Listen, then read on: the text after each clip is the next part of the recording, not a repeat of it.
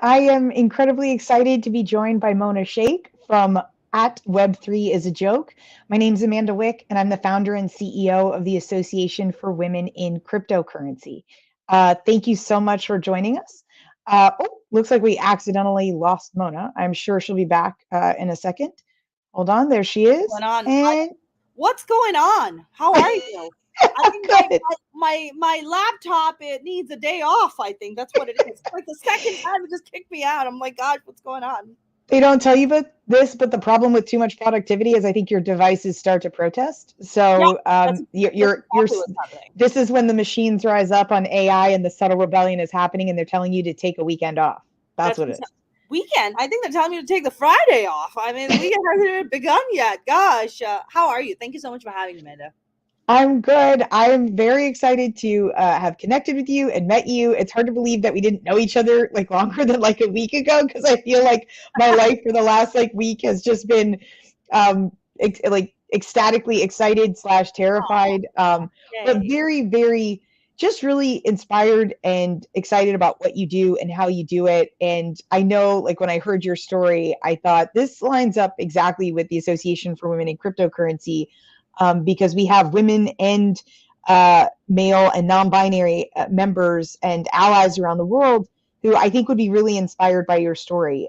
Many people who start off in finance and then have moved to crypto, blockchain, Web3, and it's not an easy path. So I'm excited to talk with you about it and find out all about it. And let's just jump right in. I mean, yeah, I remember when you said you used to be on the trading floor, and I actually have a friend who runs one of the trade associations, Sandra Rose. She also was on the trading floor and then crossed over to crypto. So I now know two badass women who used to be on the trading floor, which I don't think is a coincidence. So tell us about the journey. How did you go from the trading floor to what you're doing now? Man, first of all, thank you again for having me. This is so exciting to be here. And yeah, I just feel like, when I had you on the Twitter space, and it was just, we just had like such phenomenal synergy. I had such great feedback from that one. They were like, who is this rock star, Amanda Wick? Like, people were She's like, never on Twitter. they're like, she's amazing. They're like, bring her back. I'm like, I want her on every Twitter space. That's what I want. But no, I have had a very interesting journey. Look, I'm an immigrant. I moved from Pakistan at the age of 15. By the time I was 18, I had already packed up my bags and I left. And it's crazy because, when you're in a foreign country, you think about America as like this like magical place, right? And then when I landed in New York City, I was like, oh my God, this is what New York City looks like, because I grew up watching Home Alone, and I was like, this is what America looks like, right? And then you get here and I was like, oh, this is great. And but then we went through Manhattan into Jersey City. Now, I don't know if you've ever been to Jersey City. And I was just like, I actually had a cousin that lived there. I visited him and we stayed in his closet, which he referred to as an apartment, but the rest of the world would call a closet. That is correct. That is correct. That is accurate. And I thought that we were still in Pakistan when I got to Jersey City. And I was like, I don't think we ever left. I think we're in the same place. And it was just a very interesting experience. So the moment I turned 18, I was like, I got to get out of here. And I moved to New York City and, did some odd jobs. And then somehow, with a stroke of luck, ended up, at Citibank on the trading floor. I was one of the only 4 women that worked on the trading floor. Sorry, my hair is a wreck today. I showered and then just been running around doing work. So sorry about that. I believe the word you're looking for is not wreck, it's voluptuous. Your hair is voluptuous today. Okay, thank you. Thank you for restructuring the narrative around my hair. I appreciate that. I mean, look, I started off as an assistant, and I've worked for Citigroup Asset Management at the time, and I was one of the only 4 women that worked on the trading floor. Kind of worked my way up to be an analyst. Did really well. At the age of 22, I was already on the trading floor with all these badass humans that were like trading billions of dollars in assets, and we worked in fixed income, and it was very surreal, and it was very interesting working on the trading floor, because you see the kind of inner workings of why the banks are such a wreck the way they are, and you really get to understand the kind of debauchery that goes on. Like every Thursday, the entire trading floor would head over to the bar and just wreck all these bills, just drinking, doing shots, and just drinking themselves to oblivion, and doing jello shots. I'll never forget that. And and after a while you just kind of get sick and tired of the lifestyle. You're like, this is not a quality of life. Like, you may make money, but this is not a lifestyle that even I wanted to be a part of. That after a while you're like, the money's great, like you get to buy all these fancy things and stuff, but the quality of life, just like the kind of people you're around, I just didn't want to be exposed to that. I actually had a coworker who had a foot fetish, but that's besides the point. And he would do this thing, like during the summer, we would wear our open toe shoes, and he would really make it a point to come to your desk and stare at your feet. It was so weird. I know that was out of left field there, but It's very no, it's funny because I was just thinking about, what was it, Jason Bateman in American Psycho, and literally as yeah, soon as I this had that thought, yeah, you're like, and they're real in real life. it's This guy real. looked at my feet. There's like a whole, imagine like a sea of Jason Batemans that you're working with, right?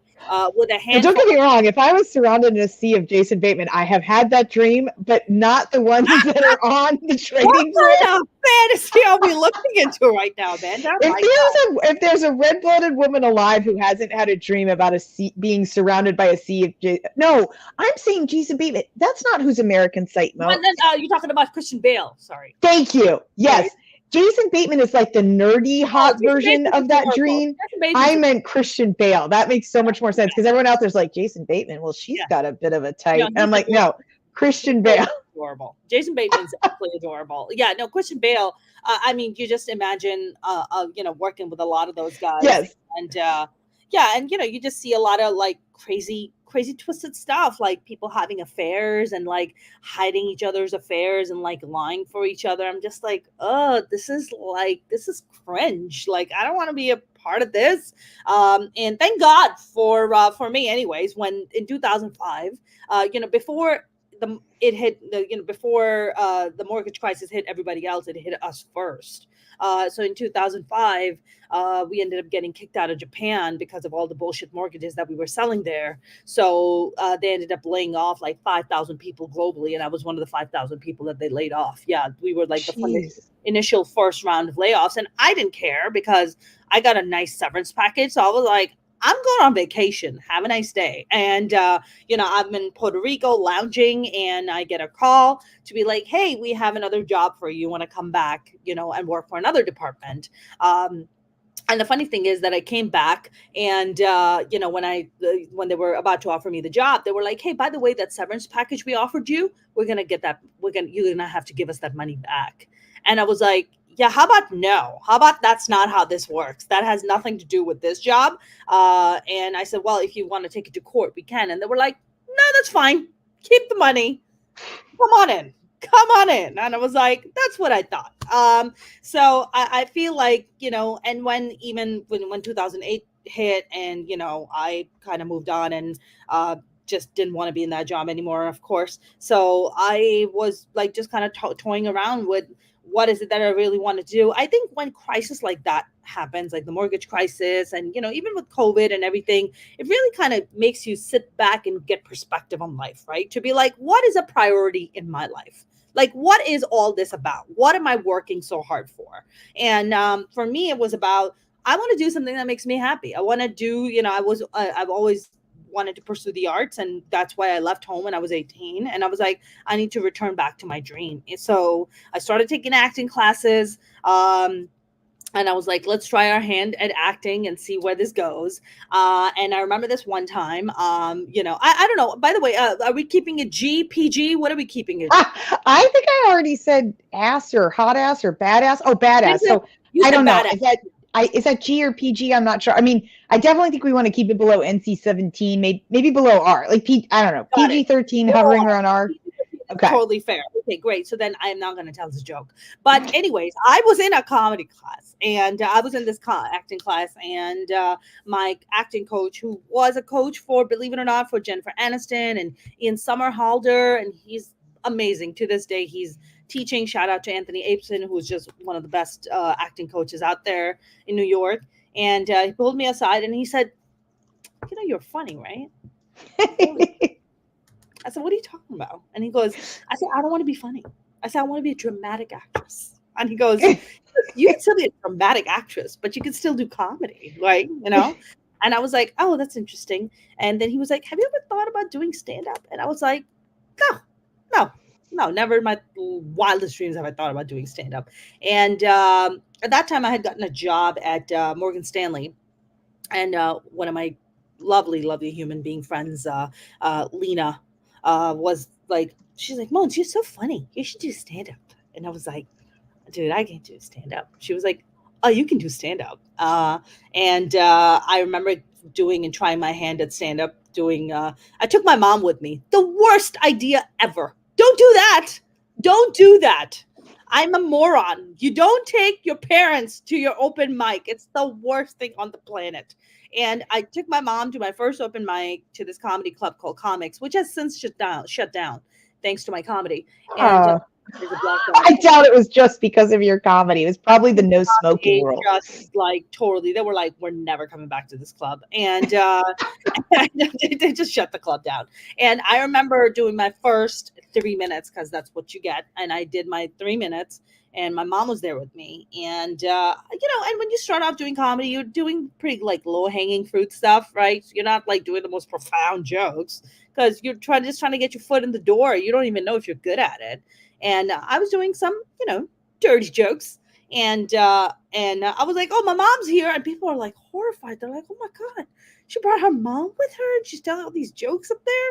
And I said, "Don't worry about it. Language barrier is a beautiful thing, and because my mom doesn't understand most of the stuff coming Oh, out." that's almost just cruel. Yeah, she had no idea. And my mom just kept going, "That is my daughter. Very proud, very proud."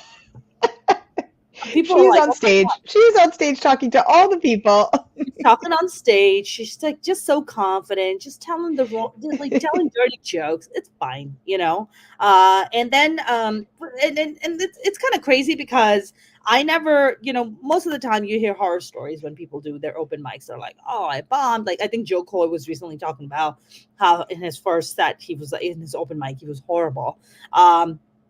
And 2 weeks later, after I did that open mic, I ended up getting booked in the main room because of that set. Oh, that's And amazing. yeah, and I did my first set with Jim Gaffigan. That was the first Oh my gosh, I'm such a giant fan. Jim I Gaffigan. literally, if somebody doesn't understand when I say hot buckets, we cannot be friends Friends, at all. exactly, Cannot be friends. exactly. And Jim Gaffigan was the first big comic that I, had my first big break with. That's amazing. Well, I will tell you, you've already got your first question, which I'm super excited about. Shout out to Hannah Barfield Spellmeyer, who I used to work with at Chainalysis, one of the blockchain analytics companies in the space, actually. And Love she it. said, "We all roll our eyes at some of the things that transpire in Web3. Mona, what bit on this gets the biggest laughs?" And this is actually good. This is like me cheating for the roast. So, yeah, what gets the biggest laughs? What gets the biggest laughs? You mean in for what? For what joke? What do you mean? I think she means just in Web3. Like, what do you see gets the biggest laugh? What aspects of Web3 tend to get the biggest laughs? I feel like there's I think there's like the people who are inside the Web3 world who get the jokes, right? Who know about what's happening. And then there are people on the outside who are like, "What the hell is this?" Right. So whenever I bring up what Web3 is a joke is, people are like, "Web3 is a joke." And people on the outside and on the inside absolutely agree on that one point. The Web3 is absolutely a joke, but we do it out of love, and people on the outside do it out of malice because they don't understand it. But I feel like we've had like so many different amazing roast jokes about Web3. I actually was talking about when the whole SBF thing went down, right? When he got busted and he went to prison. My joke was that I think it's not it's you be the judge of how you want to rate this joke. My joke was that even though SBF claims that he's a vegan, he's definitely going to be eating a lot of meat when he goes to prison. So Well, it's not PG anymore, is it, baby? no, it's not.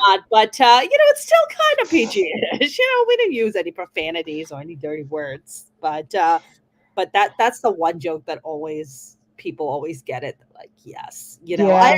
I also want to know, why is there a sea urchin on his face? How could you manage billions of dollars and not afford a haircut?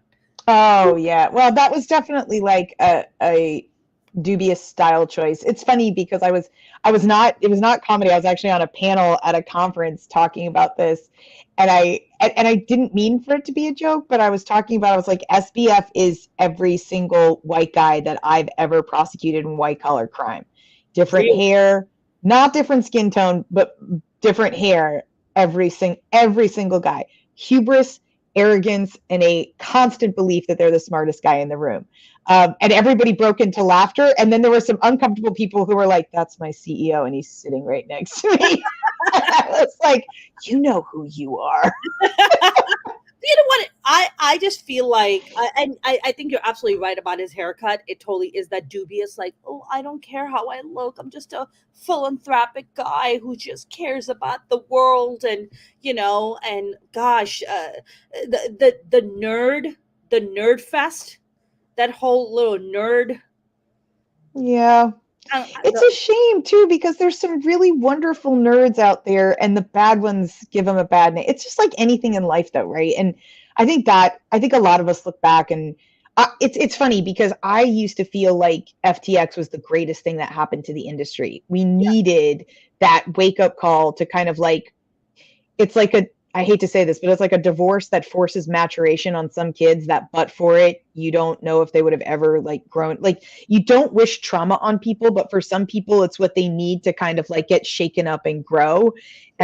And I think a lot of us felt like that's what it was for the industry. It was like horrible at the time, and Yeah. everybody was sick of hearing about it. But between FTX and then, Binance, it was like, okay, but sometimes you got to get the bad apples out of the cart Yep. before you can kind of have, right. And it's, I wouldn't be surprised if Binance comes back and ends up being, after the monitorship, a fantastic compliance, right? Like, we're hiring great people.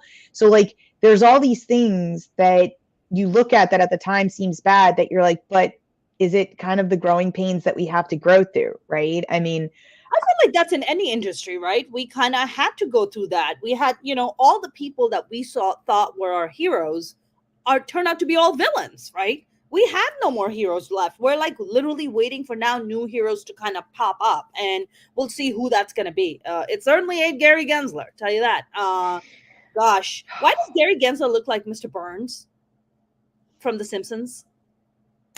oh, it's so funny. I see it. Like, I see what you're saying. For me, there's like a lack of longevity. Like, he has a Yes, very like, and I always think of Mr. Burns as having that like crazy, almost like a hawk like a hook big, nose. yeah, yeah. Yeah. I mean, Gary Gensler, and he just always looks sad. He's like the killer of happiness, right? He just looks He's like the Grinch that is across all 12 years, just the Grinch. It's so funny. Like, I spent last year building up the association. We did, I think, over 50 events in 12 countries. 12 Wow, countries. wow. Do you know how many people in those countries in the crypto blockchain Web3 community knew who Gary Gensler was, but could not name a single previous chair of the SEC in the history of the United States? Like, say what you want about the guy, but whatever he looks like during the day, I'm sure he's laughing his butt off at night because it put him on the map. There's no chair of the SEC in the history of this country I mean, that has Greenspan ever. was pretty popular. Greenspan was pretty popular, not on the same level as Gary Gensler, but definitely pretty popular. Yeah, but yes, but like in terms of just global awareness of Yeah, who yeah, he yeah, is and the yeah, relevance that he's been, the impact and the relevance that he's been able to have on a single industry, yeah. that's just like unheard of. I mean, but keep it Somebody aside too. Okay, wait, this is where shouting out. Somebody on LinkedIn said Gensler looks bad because he's allergic to sunlight and innovation. Yeah, that's what's I'm stealing that for the roast. that That's is brilliant. absolutely accurate. Absolutely accurate. Hilarious.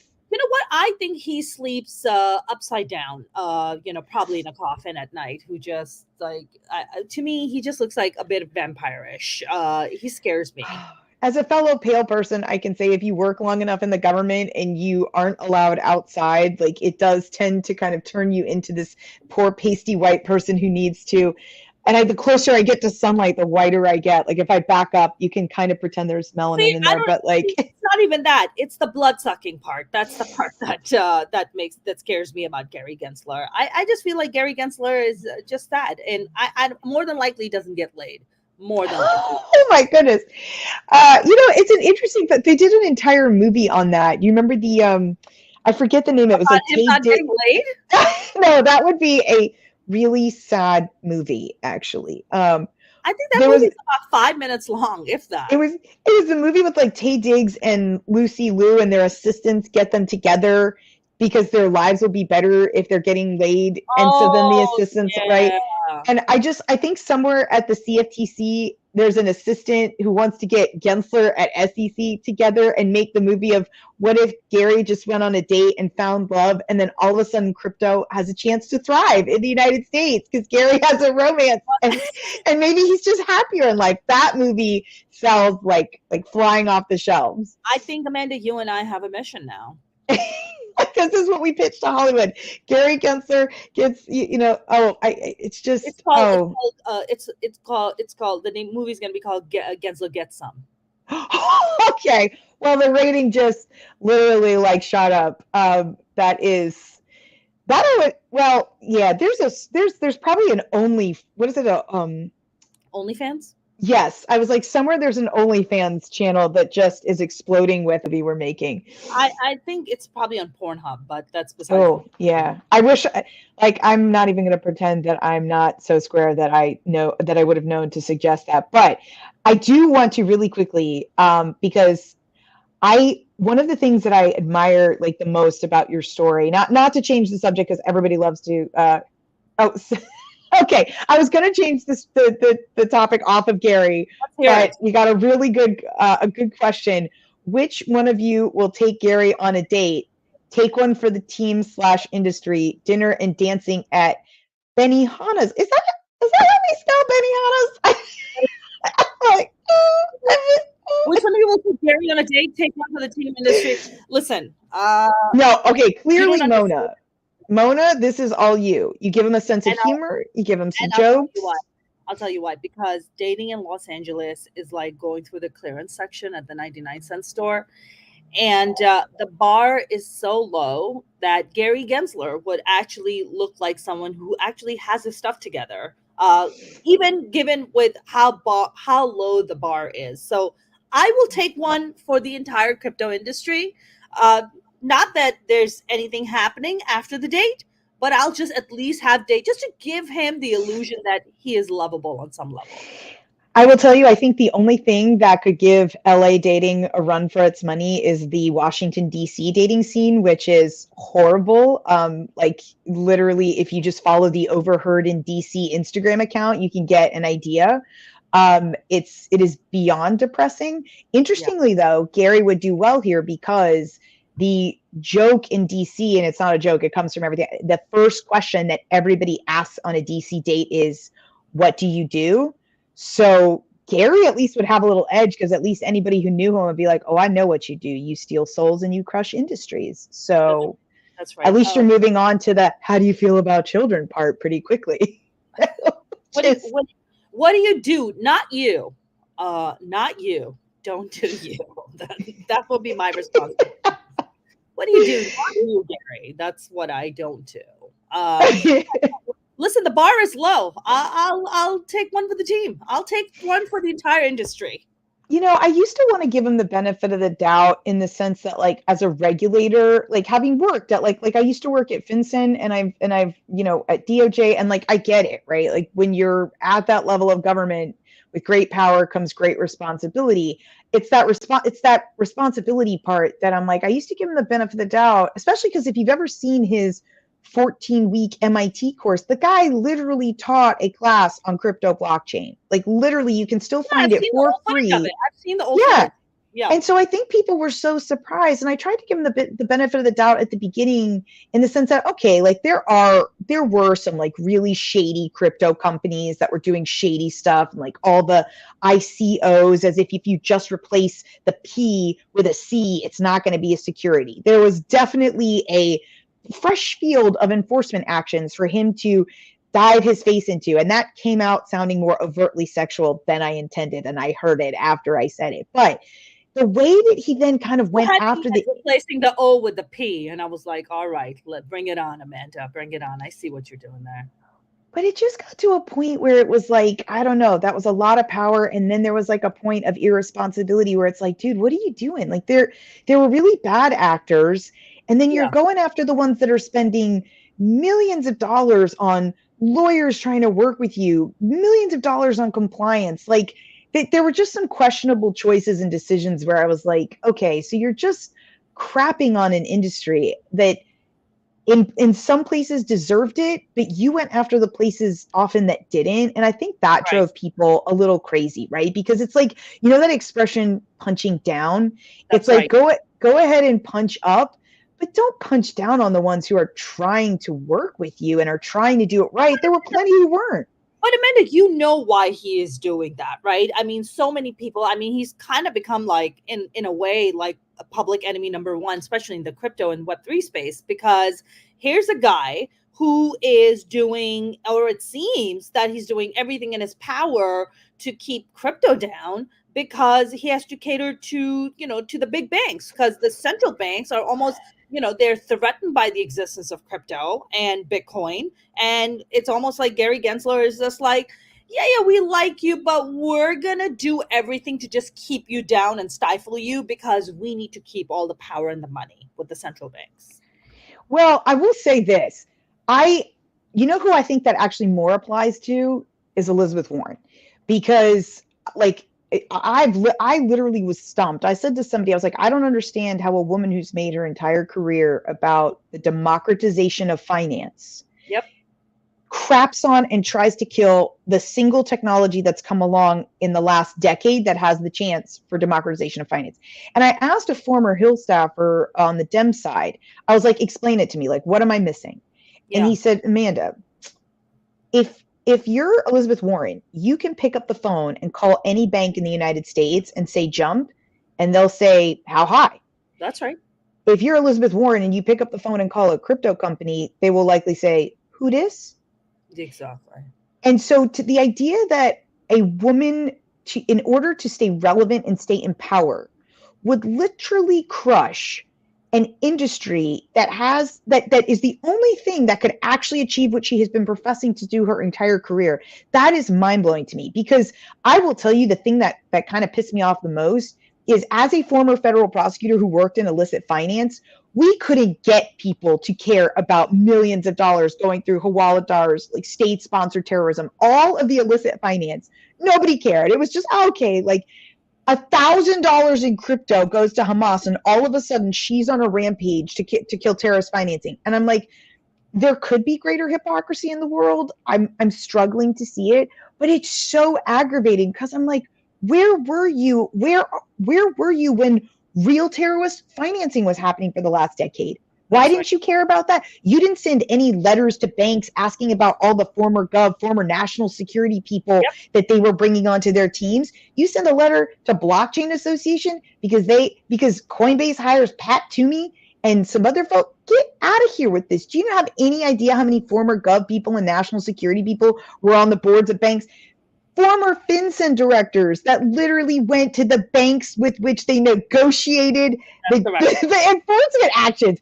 That's No correct. problems there. Like, it That's right. was wild how hypocritical it is. And I think that's the stuff that I don't like. I don't know what politicians are thinking where I'm like, but we have brains. Like we can read, we can Google search. Like, are you joking with this? Like, Honestly, and the look, public is the ones who suffer. yeah, honestly, I don't even think they care anymore, even though their hands exposed. I don't even think they care anymore. I think it very much, to me, from where I sit, I feel like it very much is a power struggle at this point. I mean, Elizabeth Warren knows, just like you said, like she, I mean, look, if she wants to stay, remain in her seat and stay relevant, she has to cater to the banks. That's just the bottom line, and I feel like so many of the politicians that we have are catering to the banks because they know where their bread is buttered, and that's where it's buttered. It's not crypto. Yeah, so I started to ask you this earlier and I got derailed by the absolute fabulous questions that it turns out I went and checked Ross McDonald, shout out for the fabulous questions. Go, But I do want to ask you something which comes up. Actually, I was at this amazing event the other night, How Women Invest, um, trying to get women into venture capital, trying to kind of like build more wealth, right? And there was this discussion about women and risk yeah. and trying to get women to do women analyze risk differently, and women aren't risky enough, and we need to learn how to deal with risk better, and we don't become founders and we don't invest. And I look at you as somebody who's taken, right, like you said earlier, I looked at the life that I was living and just Yeah. wanted to do something else, and it's a huge risk to go from the trading floor to comedy. That's probably, don't get me wrong, I've seen you and you're hilarious, so it's not like you didn't take like the world's biggest risk going into comedy not being funny. That would just be like, jumping off a 40-story building and trying to fly. Listen, my But mom probably still thinks that I'm not funny, but please go ahead. oh, trust me, your mom and my mom could sit and probably have some really interesting conversations. But I am curious about that, like, because it is a big risk and not a lot of women take that level of risk with their careers. And I'm just curious, like, what went into that decision? Was there pushback from people in your life? Like, what made you kind of comfortable with that, with taking that leap? Because it's a big, brave leap, and we kind of need more women to take it. I feel like, I have always been a risk taker. I mean, look, I was only 3 years in America when I decided to pack my bags and leave, my parents' home. I mean, I'm the first woman from my mom and my dad's side, right, to come from a conservative background and be the first woman to leave home without getting married and to be like, I'm going to go venture out. I'm going to just go take this chance and really, build a life for myself, or, do the things that I really want to do. So I think I've always been a very big risk taker and adventurous. So that leap from, the trading floor or going from finance to comedy was, very much kind of, very much on brand with me to like, go take that chance and go take that risk. I feel like so many times I've truly believed this, and I come across this all the time. Like, fear is a liar, right? Fear to us feels like this kind of deep ocean that you're going to dive in. You don't know. And when you step into it, it turns out it's just a puddle.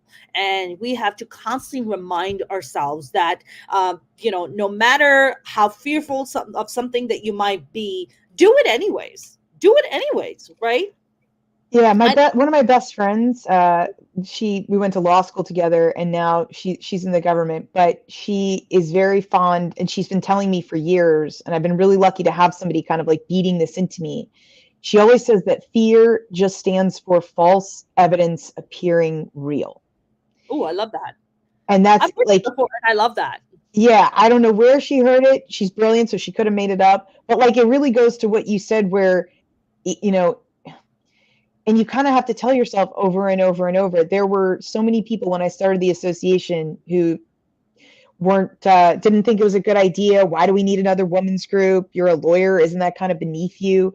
I heard everything. I mean, I can only imagine what people told. Yeah, I can only imagine going from the trading floor to comedy, that people's perception of what is entailed. You know what I see this the most in is marketing. The number of people that crap on marketing and like PR and have no idea that marketing makes the world go round. That's I right. have seen CEO after like C-suite after C-suite executive make the mistake of not realizing how important marketing is. I've seen companies that make really great products have crappy marketing and not sell it. And I've seen companies with crappy ass products have amazing marketing and do really well. And I think it's because I think that's the Kardashians. But please, yeah, go ahead. I mean, but there's something to that, right? I mean, if I described the Kardashians to you and said it's a show about a family that makes really questionable life choices, that probably needs a lot of therapy, who's done nothing of substance, would you be like, oh, I think millions of people will tune into that? No, because what are those women brilliant at? Marketing. That's right. And you can crap on it and you can pretend it's not a skill, but That's those right. women are laughing their asses to the bank. Yep. Every day. Like, you can think marketing's not a skill. That's I'm right. going to be cashing this check. That's right. And that's the thing that I see it with lawyers all the time. Like, I see it everywhere. The greatest thing that happened to me, I tell people, the greatest thing that happened to me was when I was at Chainalysis. I was the chief of legal affairs, and there was like a little bit of a reorg, and I got put into marketing under the CMO. And I got to work with some of the most brilliant minds in marketing for like, I think it was like 6 months. I learned so much. When people are like, how did you learn how to run the association? I'm like, because I got to work with one of the best marketing teams. And when you see how marketing works, you realize you can pretend people aren't sheep, or you can learn how to herd sheep. And it is a skill. It is a skill. I'm so grateful for it. That's right. I mean, look, if you were to tell me that, Mona, if you were to go back to school and take any particular class, it would be marketing, hands down. Marketing is hands down. And I gotta say, like, I feel pretty blessed. My father was a brilliant marketer, brilliant, just naturally gifted to be a brilliant marketer. My father built a business from scratch and turned it into an immensely successful business in Pakistan, and just was brilliant. And I feel like so much of his kind of marketing brains have I have gotten them, and I'm very lucky to have that. And I 100% agree with you about marketing. But you're right. I mean, look, there was a great deal of pushback. I think my family for the longest time thought that it was a hobby. So they would call me up and they're like, how's your hobby going? How are you even making a living? Like, but when you start, making appearances on LA Times and Forbes and MSNBC and LA Weekly's running a huge piece on you, then it's like, oh, it's real now. Oh, it's real. It's not a hobby anymore. And I think, and I don't know, Amanda, like about your upbringing, like for me, like when you come from the South Asian culture or Middle Eastern culture, for us, like this is a dream. It's a pipe dream, right? You don't come here as immigrants to pursue to be a comedian. Like when I told my family I wanted to be a comic, they're like, you want to be a clown? You want to be a clown? I brought you to America to be a clown. And I was like, no, I didn't. It's not a clown. It's like, you are a clown. You want to who's going to pay a clown? Like, I remember this one matchmaker lady, she called my mom up and she was just like, I heard your daughter is a doctor. And my mom was like, no, I think you misspelled comedian.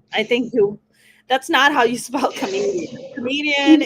That's not how you spell it. So, it's so funny you say that, because when I was younger, I definitely had a healthy sense of humor. And I don't, my mom says that I make up stories and revise history to make it funnier. So I'm sure if she were listening, she would say none of this happened like this. But I remember when I was younger, she definitely had this feeling like being funny wasn't that ladylike, or like, especially if it was like crass humor, she definitely felt that it was not ladylike. And she'd be like, it's just not. yeah. And when I was younger, whenever people would say like, oh my gosh, you should be a comedian when you grow up, I was like, no, don't say that say doctor. Like, tell, you mean doctor. Like, I should be a doctor. And there is this like perception that, I don't know what it is, but there's like a perception that it's so hard. You mentioned earlier you took a stand-up class. Why, Amanda? Yeah, you know why, Amanda? You know why the perception is crass? Like women aren't supposed to be funny because men are supposed to be the funny ones. They're supposed to be the ones who are supposed to, like, enamor us and and court us with their sense of humor. And you're like, oh, hush. You're telling me that women aren't brilliant, and you think back then when women didn't have rights and didn't have the right to vote and couldn't go out and work, that there weren't brilliant, hilarious women back then? Of course there were. They just had to shut up and not show their sense of humor. Otherwise, some fragile ego male was going to be like, oh my God, but that's supposed to be my job. And it's like, cut it out. I think people are more comfortable now with women comedians. I will say, and I will admit to this personal bias, and my friends know it. I I I tend to recoil, and I know this is like maybe cancel. I do not like when women just tell crass humor. Like I Yes. remember for the longest time, Sarah Silverman and what's her name, Amy Schumer. And I'm Jewish, so I'm always kind of like it's always the Jewish girls. But I'm like, I personally feel that like it's the easy joke. It's right, and it's like, but it's hard to tell like a Gaffigan, right? He doesn't swear. It's all like Crazy. I this is my personal bias, and I know it's a bias, and I'm working on it. Yeah. But I personally think like it's harder to tell intellectual, like not crass jokes, right? 100%. Because like the dirty ones are like easy, it's like low hanging fruit, right? Yes. And I just and I know it's me holding women to a higher standard, as many people do. In fact, I was just having a conversation with a brilliant fund manager this morning about this, where she was like, I have to be better. I can't be equal.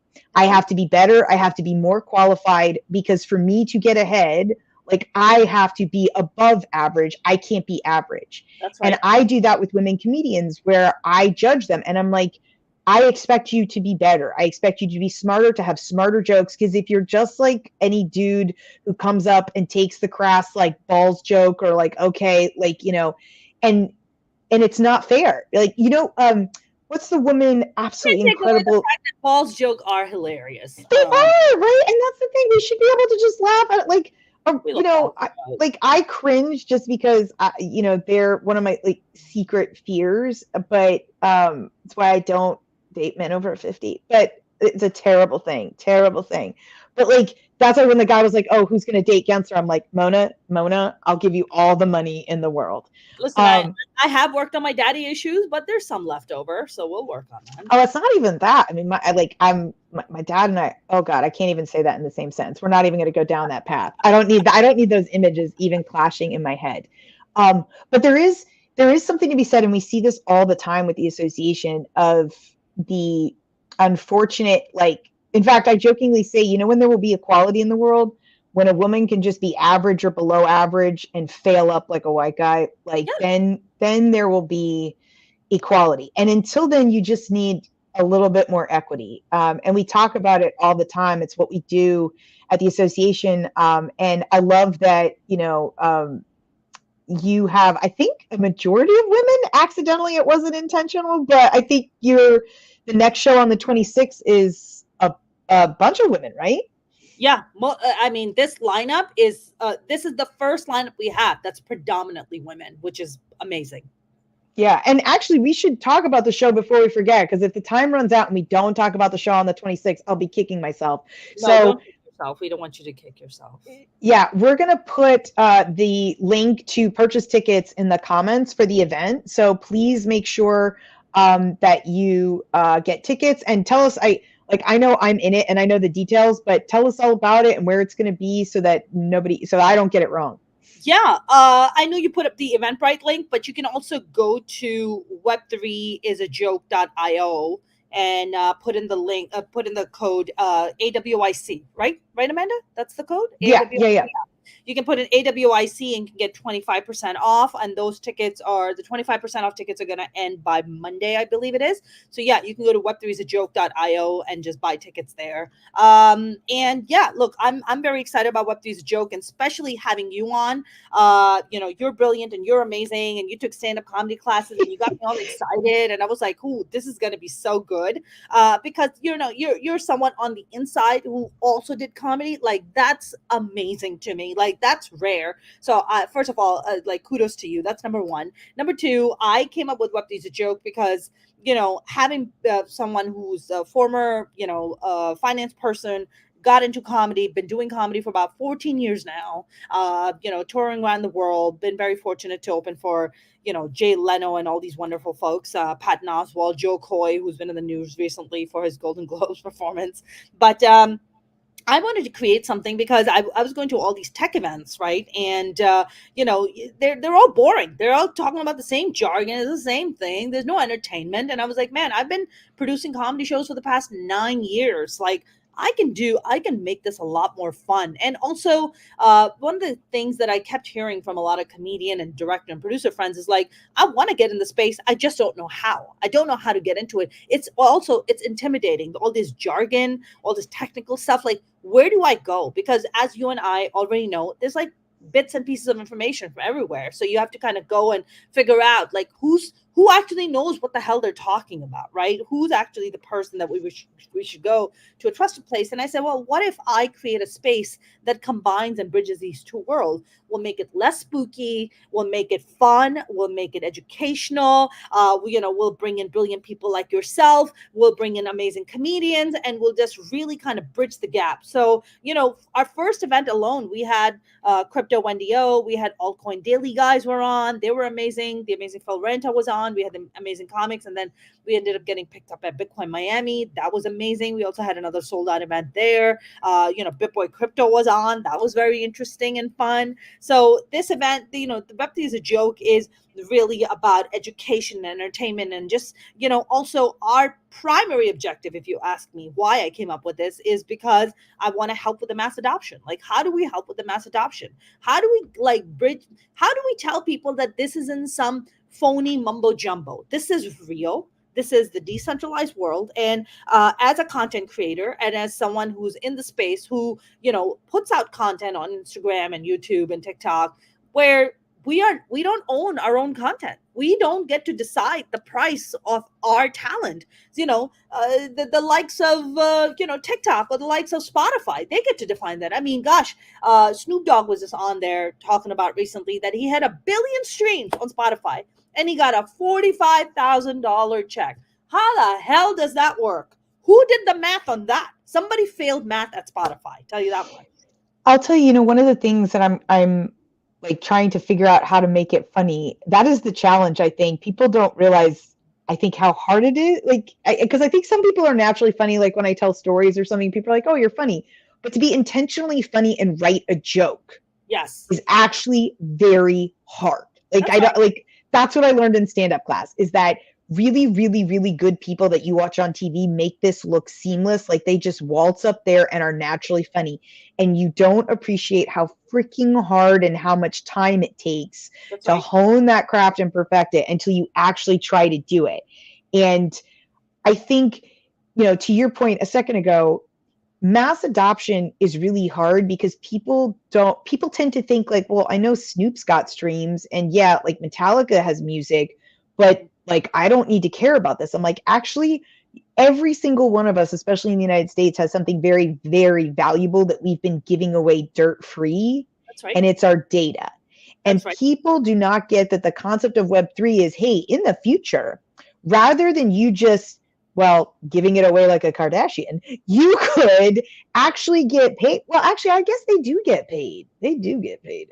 You could choose to get paid for your data and say, I'm not going to give my data out unless somebody actually pays me. And instead of, the Googles and the Amazons and these centralized, like having your information, you could say, I'm only going to give my data out in exchange for something because my data is valuable. And back to the marketing thing, people do not understand how much of our shopping, our clicking, our reading, our like, you just got to make that point. Exactly. Yeah. It's just, I mean, look, the algorithm is, following your patterns. They know exactly what triggers you, what emotions you like what days you're down, what days you're up. I mean, they literally like study you, right? And then they churn out all the things and they give you all the things you want. I mean, come on. Like that is like next the number level. of people who think it's a coincidence that they either talk on the phone or do a Google search, and then in their Gmail, the little ad that pops at the top is like, how did you know that I was talking?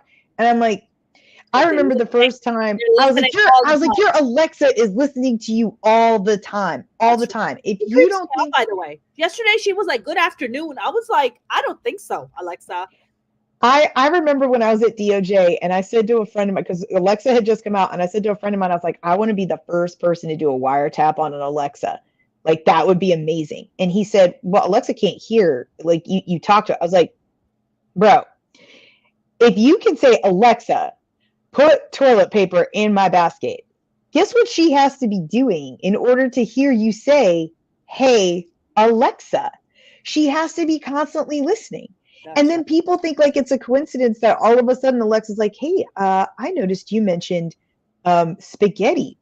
Do you know what? Like, it's always listening. Of That's right. course, it's That's listening. right. And I was thinking about this the other day. So, Amazon's got Alexa, iPhone's got Siri. Why does it always have to be women? You know why it always has to be women? See, my Alexa's talking right now. You know why it always has to be women? Because people love to tell women what to do all the freaking time. That's women. I gotta tell you, I am not going to disagree because my Siri on my phone is a man, a British man.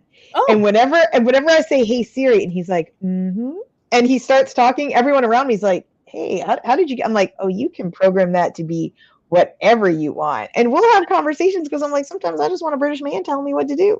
I wanted to be Snoop Dogg. I want Snoop to tell me what to do. Like, Well, do you remember Waze for the longest time did this incredible thing where they'd get like Stephen Colbert or Snoop Dogg to narrate certain directions, and you could yes, have in your car Snoop yes. Dogg telling you, "Hey, girl, hang a left," and you're like, "This is all I need in my life. My life, this is it. My life is complete. I don't need to get married. I don't need a boyfriend. Like, I'm I good. just need That Snoop on Waze telling me where to go, metaphorically and literally, right?"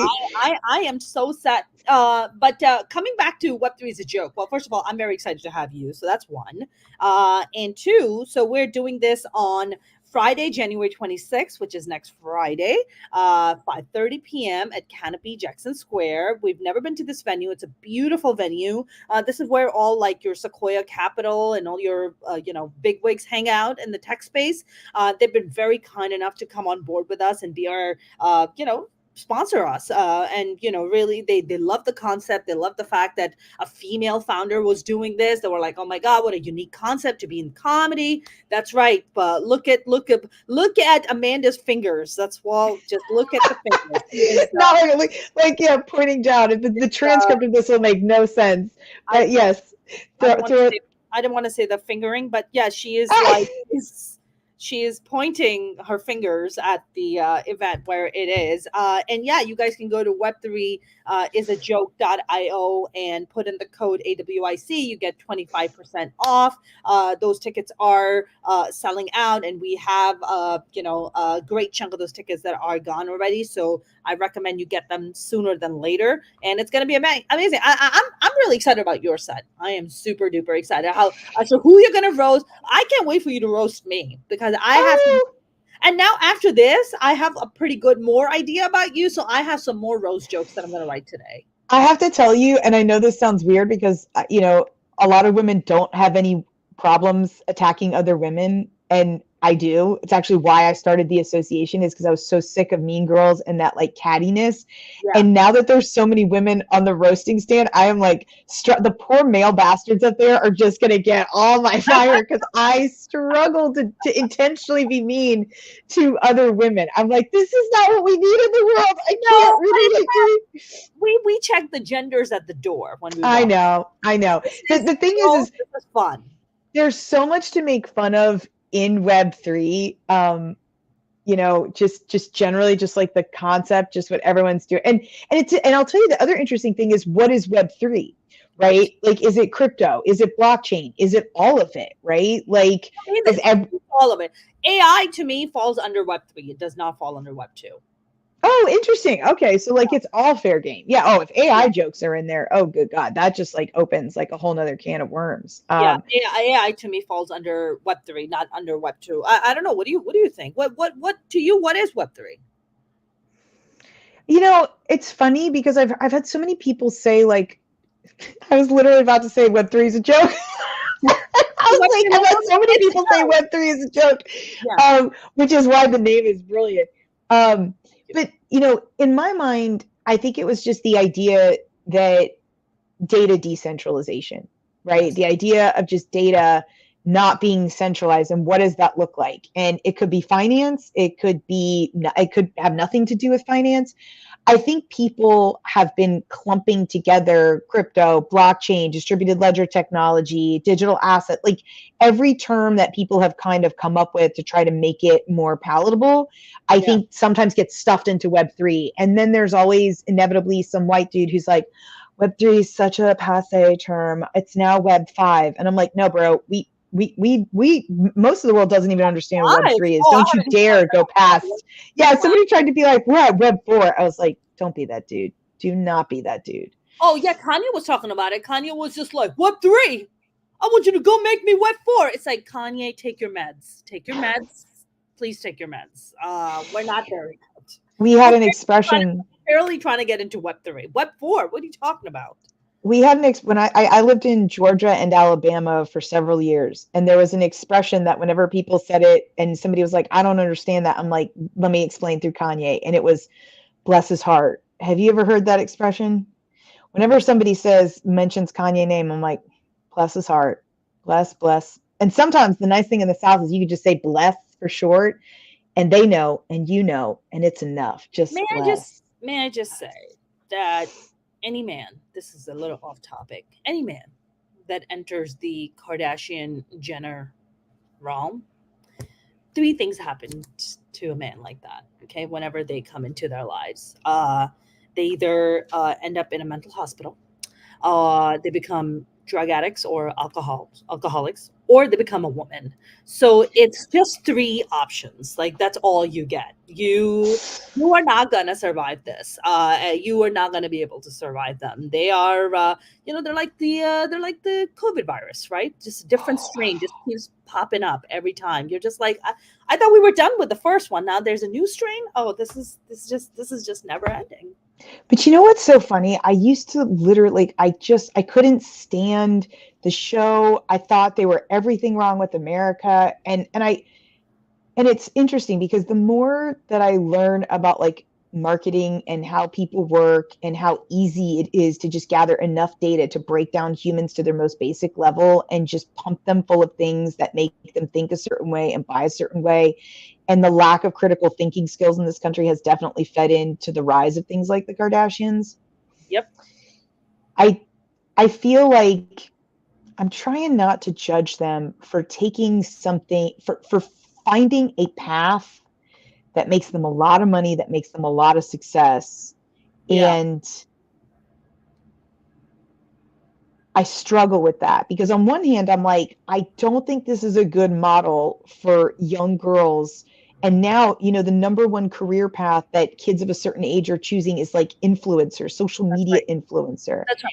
That's right. And it's not a real thing. It's That's not a right. substantive thing. I mean, I am all for people sharing their knowledge. I mean, I come to LinkedIn and I share my thoughts. I'm trying to get better at Twitter, and shout out to one of our incredible members, Bullish Dumpling, who works with the Coin Bureau. And she said it best, Twitter or X is a space that is going to get filled, and we should fill it with good stuff. And I'm really trying to take that to heart and be better on Twitter. Yeah. But like, I think of Steven Sargent and Ari, and some of the Aaron West, some of the folks on crypto LinkedIn who are like my like greatest inspirations, and all of them are trying to make the world better. That's right. They're out there saying something, right? You are doing comedy, trying to educate and inform with Web3 as a joke, Yep. and I think the question that I would have for them is like, how are you making the world better, and do you ever think about it? Like, do you actually think about whether your shows, whether this lifestyle, whether all your crap that you're pumping out into the economy, the life that you lead, the example that you're setting, do you think it makes the world better? Because if you were trying and failing, I get it.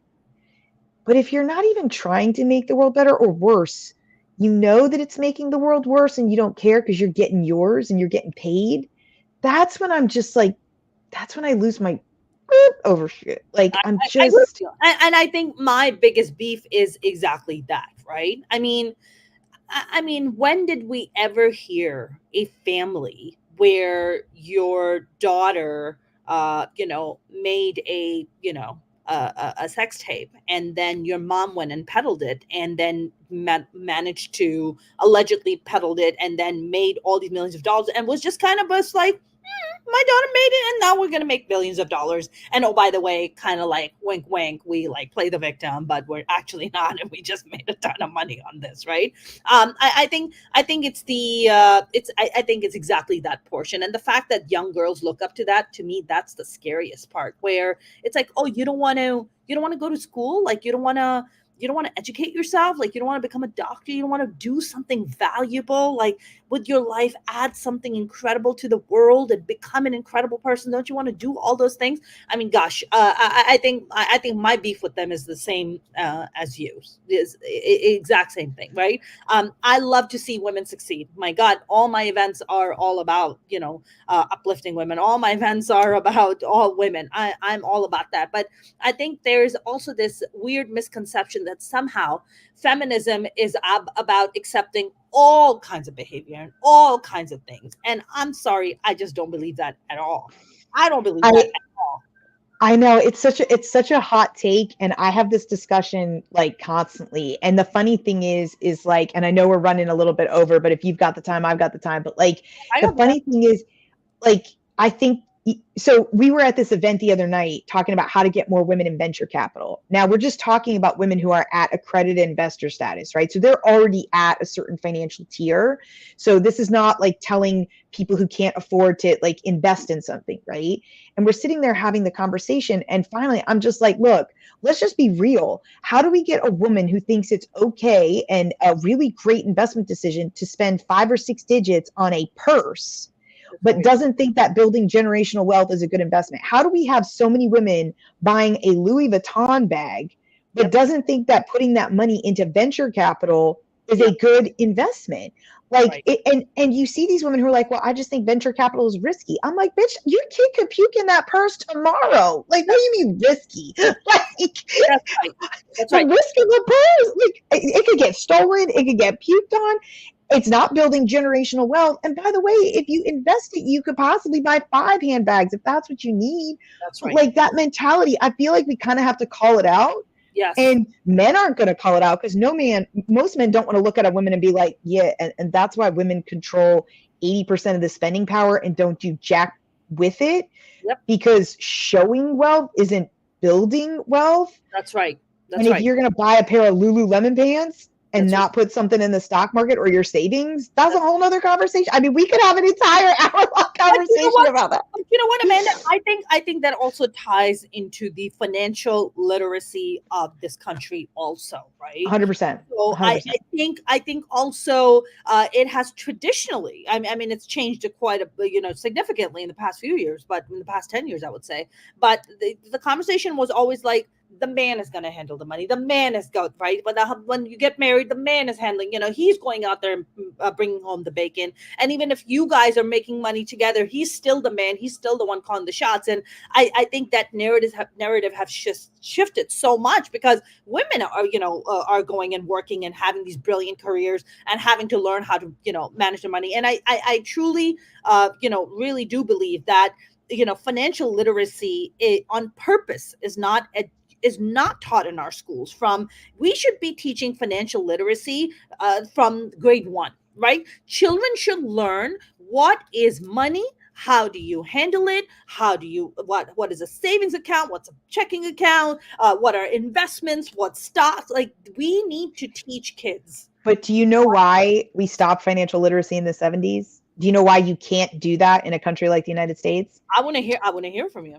If your monetary policy relies on getting people to take actions against their own personal self-interest, if we Yep. actually had a savings rate in this country, Yep. you can't just get people to spend like mindless monkeys if you tell them save. That's right. And you can't get the masses to spend if the masses figure out my money goes to the Jeff Bezoses of the world. That's right. If I save my money, then I have a better chance of becoming a Jeff Bezos. That's If right. I use, interest over time and compound interest, I will not have to worry about retirement. But if the system literally exists to convince a bunch of the have-nots that they just need to work harder and spend more to become one of the haves, because that's what keeps the haves in the haves. That's right.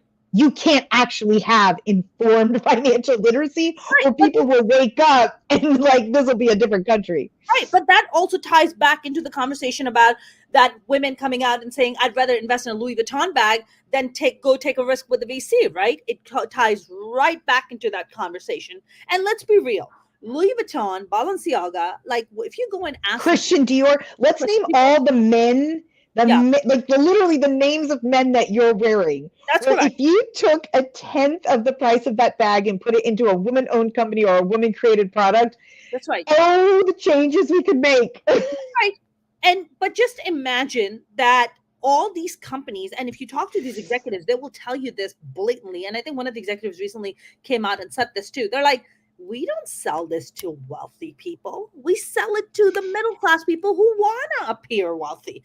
That's who we sell it to. We want to sell it to people who don't have savings account. We want to sell to people who don't have investment. The people who want to appear wealthy but are barely getting by paycheck to paycheck. You know, I have this is not bragging in a way. I have a friend of mine sold his company for his first company for $600 million, sold his second company for $1.2 billion. If you go to his house and you meet his wife and you meet him, you would never think that they have this kind of wealth. Never. Because they buy luxury brands like that. They don't, because they're smart. They know where this is the thing about Web3 that drives me crazy. If you go to these crypto blockchain conferences, you can literally tell how successful somebody is by the inverse relationship to the fanciness of their clothing. Like literally, like the higher the number of sequins on their outfit, usually the bigger a loser they are in the grand scheme of things. And to your point, the guys that are walking around, when I see a guy at a conference and he's wearing like a hoodie, kicks, and I'm like, he built something. Yep. That's right. And then you see these people with like all this wealth, throwing parties on yachts and doing all this stuff. And I'm like, compensate much. That's right. That's right. And listen, that's the thing. Don't get me wrong, right? There's nothing wrong with, building your bag and building your investments and being able to go buy and afford nice things. Don't get me wrong. You can do those things. I'm not saying that. But that extra, like Louis Vuitton, never in my life have I had a desire to buy a Louis Vuitton bag, a Christian Dior. I don't care. I care about building a company like Web3 is a joke. I care about my other company, Minority Reports. I care about my, savings. I care about how much money can I put away, in my IRA. I care about how much money can I invest in a Bitcoin. That's what I care about. Right. And I feel like it took me a long time. Even when I worked in finance, I was like, a dumbass in many ways, just like kind of tossing money away. But now, honestly, like I had to literally be like, what am I doing? What am I doing with all this money? Like, this is stupid. I don't want to just toss all my money away. Like, what am I working so hard for? Then you're always behind the 8 ball. It's like, and it's exactly that, right? Just go out and work harder. Just go out. You're not working hard enough. And it's like, no, I'm being already taxed to death, right? Let's not even get into the taxes portion, right? We pay California. This link to law is going to be like 2 hours and people are going to be like, I got to work. I got a job today. Taxes, then you go out, buy your food, then you pay taxes on it again. I mean, my God, then whatever little paycheck you got, then you're going to go what? Buy a stupid Louis Vuitton bag? I don't think so. And look, it's not a judgment on Louis Vuitton, right? Like the luxury goods brand industry as a whole. We're using Louis as a kicking post because it's so easy, and God, those brown bags are so ugly. But in any case, I can't. Okay. In any case, you and I could keep going for hours. I want to make sure that people know Friday, January 26th, 5:30 p.m. Please come see us both. Mona's going to whip me into shape, so I hopefully won't bomb. And if I do, she'll have plenty to roast. Please follow her on socials, Mona S. Comedian, Web3 is a joke. If you're interested in learning more about the association, we're at www.womenincrypto.org. We are women and supportive allies all over the world who are trying to make the future of crypto, blockchain, and Web3 equally inclusive to women. If that interests you and you want to hang out with a badass, wonderful, supportive group of women just like Mona, please come check us out. We also have a public LinkedIn page at that address below. Just look us up on LinkedIn, join the public one. There's one that's a private one for members only. Follow us on LinkedIn, YouTube, Instagram, Facebook, and last but not least, please like, share, subscribe, repost, do all the things. As much as I hate the world that we live in, these things matter. They help a nonprofit. They help Web3 as a joke. They help us do the things to try to make the world just a little bit better. So, Mona, thank you so much. Thank you for all that you're doing. It's been an absolute joy. I can't wait to see you in San Fran. Thank you to everyone who was listening and asked wonderful questions and had hilarious comments. And hopefully we'll see you soon. Take care. Thank you. Bye.